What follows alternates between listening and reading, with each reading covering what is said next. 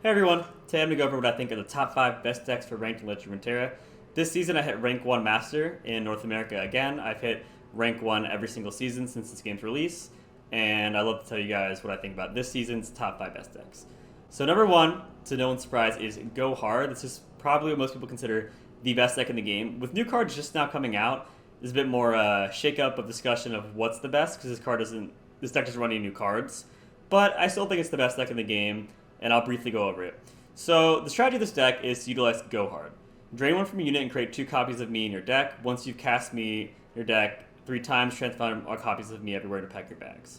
So pack your bags, so if you use this 3 times, it transforms into 1 mana slow spell, deal 5 to all enemies and enemy nexus, and then it comes back to transforms into this. So this is probably one of the best cards in the whole game, if not the best card in the game, which is why this deck's so strong. But in general, this deck has a lot of versatility and a lot of consistency.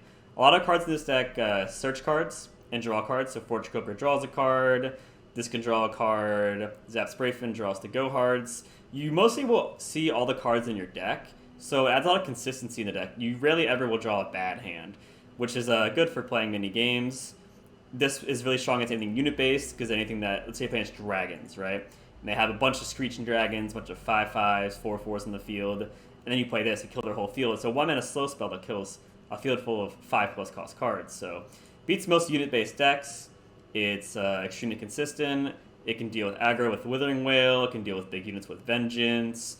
It can win the late game with Commander Ladros. One combo you can do, let's say your opponent is, say they're on like 10 health. They're at 10 health, right? This cuts their Nexus in half, which puts them at 5 health. Then, since they're at 5 health, if you play the Pack Your Bags, steal 5 to all enemies and enemy nexus, it kills them. So late game, if you have them down to 10 health, you play Ladros, cut it in half, goes to 5, and finish with Pack Your Bags. So overall, very consistent, very strong. It runs 2 of the best champions in the game. I actually believe that these are the 2 best champions in the game right now, and they're both in one deck. Twisted Fate is the best because of versatility. If you level them up, then usually instantly win the game. There's leveled up form. If you draw 2 of them, you can play Twisted Fate, and then his champ spell is Twisted Fate, pick a card, draws 3 cards. Basically makes it easy to level up. When he's leveled up, then each round, the first 3 times you play a card, I play a Destiny card. So each turn you get to deal 1 to all enemies, stun a card, and then draw a card and refill a spell mana. Very versatile, so you have win cons to level Twisted Fate, win cons to Ladros, win cards to Pack Your Bags. You can even do Pack Your Bags twice in one game, a lot of ways to deal with stuff, a lot of consistency. The kegs that summons, when I'm summon a powder keg, allow Go Hard to deal 2 damage from something, and also allow Withering Well to do 2 damage to the whole enemy board. Red card deal 2 damage to the whole enemy board. So any board-based deck gets pretty screwed from the huge AoE removal, as well as you have Vengeance for individual units. So this deck is very consistent, very strong, and runs some of the best decks in the game, best cards in the game, and runs the best champions in the game. Alright, next we have Draven Jinx. This one's a bit of a personal pick, because I hit rank 1 with it this season. They have a new card called Survival Skills, so I guess we'll go over this real quickly. Allies can't drop below 1 health this round. When discarded, your strongest ally can't drop below 1 health this round. You mostly discard it, but you do use it. I'll explain in a second when you would actually raw activate this card, but mostly you use it when it's discarded, your strongest ally can't drop below 1 health. This is usually Jinx being protected, or Draven, or Crowd Favorite. So what this deck does is it has huge early game pressure, and I mean huge. You always want to mulligan in this deck for a 1-drop, 2-drop, and Draven. That's how I mulligan, right? But if you have Draven's Biggest Fan, you just need Draven's Biggest Fan, a 2-drop, and then you're good to go. So you want to go 1, 2, Draven. That's the game plan. If you already have all of those, you can have either a Jinx or a discard target afterwards, but that's mostly what you want. The reason this is so strong is because Draven's just so powerful. He's a 3-mana 3/3 with quick attack. So when he's summoned, he gives you an axe, which can be used for discard fodder, or also can discard cards, trigger discard effects, pushes damage. So when he's summoned, you get an axe. Then he attacks, he has quick attack, so nothing can really block that. And if they do block it, then they lose their field, making you do more damage later. They don't block it, they take 3, which is already strong damage. So he gets 2 axes, and he does 3 damage, or removes their creature, which is great. The axe can discard for rummage, push damage. But basically, the normal game plan here is to go Draven's Biggest Fan on 1. On 2, you want to play House Spider if you have it, between the Battlecaster and House Spider. So you have 1 unit, and then you have this gives a Spider Link, so you have 3 units. Then this you have 4 units. So turn 3, you have 4 units, and then you can discard the axe to discard a Flame Chompers to hook away a blocker, and you're attacking with 4 units directly. You can use Vision to push huge damage. You can use the Axe's Rummage to refuel. You can give a huge field by crowd favorite, which is huge overwhelm damage. The biggest thing I like to do with the new card survival skills is it's actually very nice with Draven, especially if you have Draven's Whirlwind. There's a card that was just added in the game called Grand Plaza. It's a tier 1 card. We'll be going over it in a few decks in this video.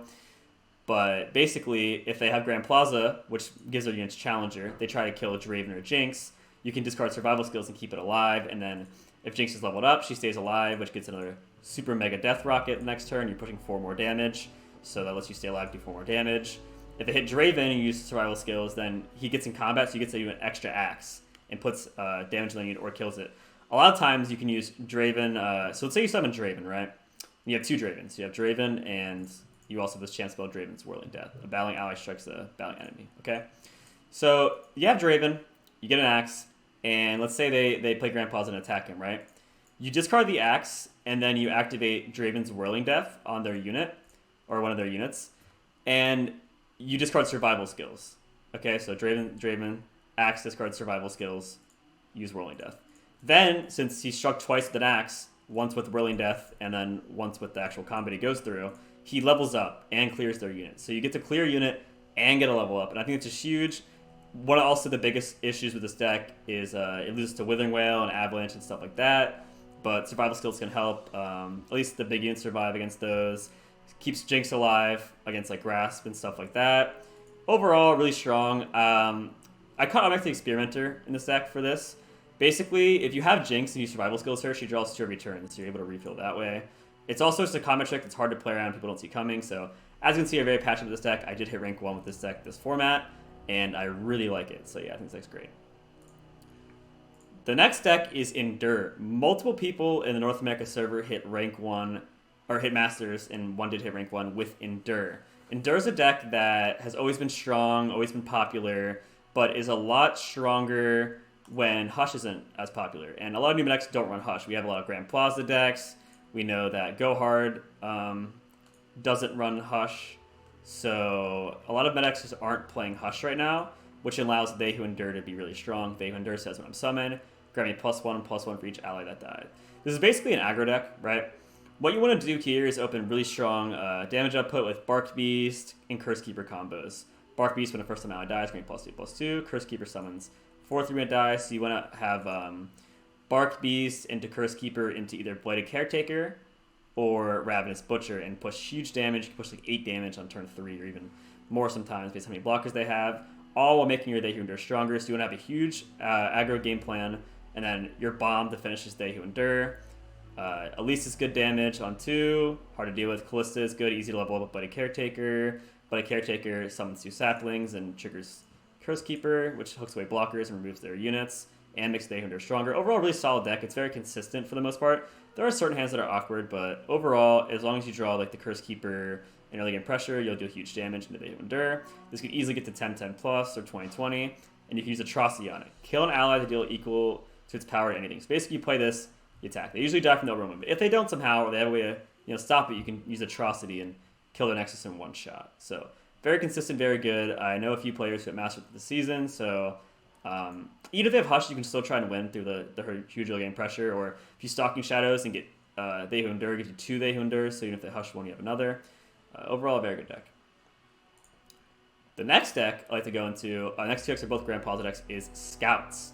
So, Scouts have always been a decent deck. They've always been pretty good, but they've always been shy of Tier 1. There was one format where they were Tier 1 a few seasons ago because they're good against Trundle Tryndamere, but overall, they had a flaw. They have a big glaring flaw.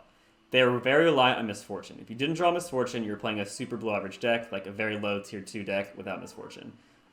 Quinn can't really hold it by herself. She's very strong with Misfortune, but basically the whole deck was if you draw Misfortune, you're in a great spot. If you don't, looking pretty average. But now we have the Grand Plaza. The Grand Plaza says when an ally is summoned, give it +1/+1 Challenger. This card is insanely strong in this game. It makes all your units beefy. You have to hook all their units to get rid of their blockers, get combat trades. It basically lets you control the whole field and the rest of the game. All your units are huge. Island Navigator with it is when I'm summoned. Summon a random 1-cost follower, grant Scout. You have to attack twice with this and the other unit, and they're both buffed, and they both have Challenger, which gets huge board clears. This plus goes of Ranger is absolutely amazing. It becomes a 4/2. You kill one of their units with the Scout attack, and then you get a 4/5, and you kill another one of their units. So basically, now the reason this is so important is instead of just drawing Misfortune, if you don't, you're in a bad spot, you can draw Misfortune or Grand Plaza, which fixes a lot of problems. So all you have to do is mulligan for Misfortune and Grand Plaza. I've been full mulliganing to make sure I get one of the two. I'm not sure if that's correct, but in my brief experience, I think it is. So yeah, basically you have 2 cards that you can draw that make you win the game instead of just the Misfortune. So very strong, very potent. I think a cool little tech in this deck, some people run, some people don't, is Double Trouble. Summon 2 random 1-cost followers. What you can do is turn 3 of Grand Plaza, right? You pass the first 2 turns. You have Grand Plaza. Alexa are pressuring you at that point if they're aggressive. If not, you're still just passing time. But if you're attacking on 3 and you play Grand Plaza, then you use Double Trouble and you instantly get 2 challengers that are buffed up, which is really strong. So yeah, overall, very good deck. Pretty straightforward scout strategy, except this time around you have Grand Plaza. Grand Plaza is good with Quinn because it makes Quinn better she summons 2 units, herself and the Valor, and they're both buffed up. Flying Assault's good. All kinds of good stuff here. So you go for game. Just an overall good deck. Also, access to Ranger Resolve, which allows you to play through Withering Whales and Avalanches and some removals. So yeah, this deck's really strong. The Grand Plaza makes it a lot better. All right, and the final deck. This deck is very powerful. I haven't played this deck myself, but I'll reference Bruised by God, or BBG, created this deck, so props to him. It's a Garen Aurelian Soul deck. It's his own creation, and it has hit... he's got him to Masters. I believe he's ranked 2 or 3 or 4 right now on the Master ladder, along with other people also using this deck to high success and hitting Masters. Very strong. He just won a tournament with this deck as well, so this is basically a more mid-range version of the Grand Plaza deck we just looked at. Look at the old one, the Scouts version. This is an aggro, very aggressive, very play... Grand Plaza and just, attack and go as fast as possible and try and kill people. This is a bit of a well-rounded version. You got Garen to hold down the field, Aurelian Soul is the end game, gives you access to invokes. So basically what this deck does is it kind of just chills. You kind of just, it's a mid-range deck, you control the field. You play Grand Plaza, use the +1/+1 challenger to get good combat trades, get good blockers, get good offense, and you use the plethora of spells to stabilize. Guiding Touch can heal, this can deal with units with good effects. Cascades, good combat check and draws a card. Single combat's great. Don't Judgment can clear field. Star Shaping lets you heal and get invokes. Garen is very beefy with Grand Plaza, the 6/6 regen challenger. When he's struck twice, he levels up, gives you rally every turn. This is easy to do with the challenger effect from Grand Plaza and then single combat or judgment and stuff like that. Sorry Sunforger is a new card. Daybreak, give me lifesteals for round, lets you heal as well. Basically, you're not killing this deck anytime soon. It's very good at not dying, and then just stabilizing a good mid-range board with the Grand Plaza. They can't deal with their units, then you play Aurelian Soul. You can Clip Dragon on turn 7, and then play Aurelian Soul on turn 8 with its effect. Daybreak, next Dragon, or Celestial unit you play cost 2 less. So yeah, overall, this deck's just well-rounded. It's strong, it has a lot of answers to many things. Won't die because all the healing, has answers to things that are hard to deal with because of Hush. The Grand Plaza makes you its challenger, which gives you removal just by challenging units. Garen, put out a lot of pressure. If he's leveled up, you rally every turn. A lot of decks can't beat that. You're able to do powerful combos like Grand Plaza and Grizzled Ranger. You're able to play Eclipse Dragon, and you have one of the strongest late games in the game through Aurelian Soul. So yeah, ACAD Researcher, a 1/3 gives you dragons. That gives you strong units on the mid/late game. With Grand Plaza, it becomes a 2/4 challenger, which is really strong for a 2-drop. Yeah, overall, really good. And yeah, Shield Bearer, 2 mana 3/6, good blocker, can use single combat. If you play it with Grand Plaza, it's a 4/7 with Challenger. So yeah, very strong deck overall, and those are my top 5 best decks. I'd say honorable mention would go to Trundle, Tryndamere, Shadow Isles, Control. But yeah, I think these decks are all very good. They've all hit Masters. Every single one I've said has hit Masters. That being Go Hard, Draven Jinx, Scouts, Garen Asol, and Endure. I've hit rank 1 with Draven Jinx.